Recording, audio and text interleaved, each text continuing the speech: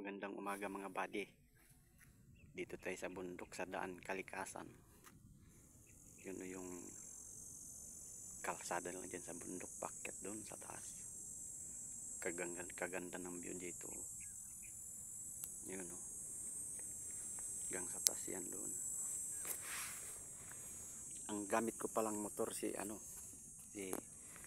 Marvels 125. Yan. Ito yung ilaw niya sa harap, LED. Tapos yung preno naman niya sa unahan yan, maganda oh. Makapit siya sa mga paakyat, palusong. Okay na okay sa akyatan. Tapos ito yung niya, kick starter. Ito. Maganda. Tapos yung niya, potres ng backride to. Okay na okay siya.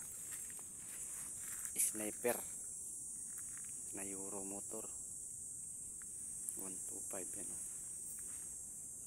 Ito yung sa unahan niya sa harap, naka-mags. Yan. Ito mga buddy, renood test ko talaga kung gaano yung lakas niya sa paakyat. Tapos yung ilaw naman dito sa likod sa signal light, naka-bulb pa siya oh. Yan. Kakatakot lang, kaya dahan-dahan lang muna kung patakbo yan oh. Okay sa mga akyatan, malakas. Naka tersira pa lang okay yung sa mga akyatan talagang malakas sa akyatan. Yan yung forma ng Euro motor sniper. Ganda mga buddy. Yan o. Tsaka tipid pa pati siya sa gas. Yan o. Yan o, full bar pa siya o. Yan.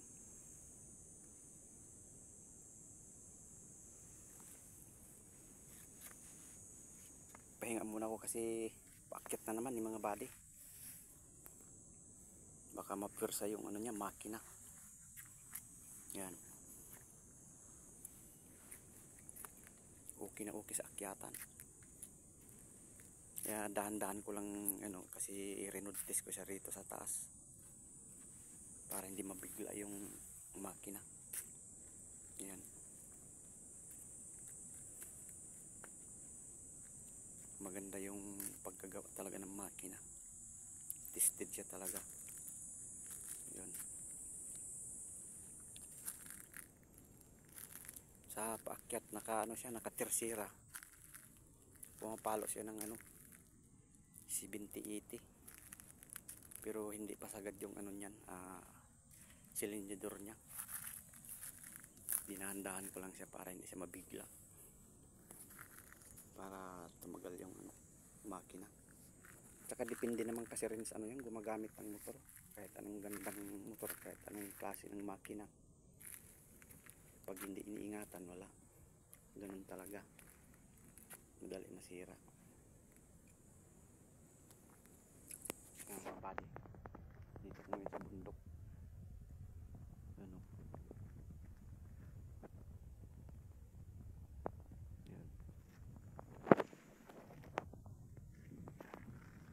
Sa taas ng daan kalikasan. Tanda rin natin mga buddy. Ganda yung tunog niya Ito yung sound niya sa andar na. Yan.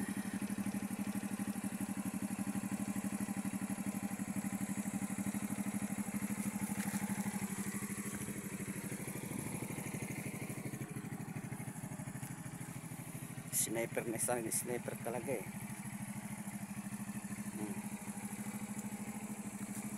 Yan.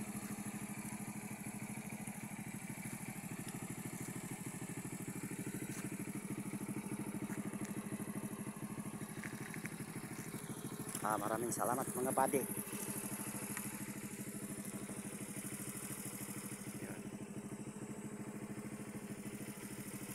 Thank you.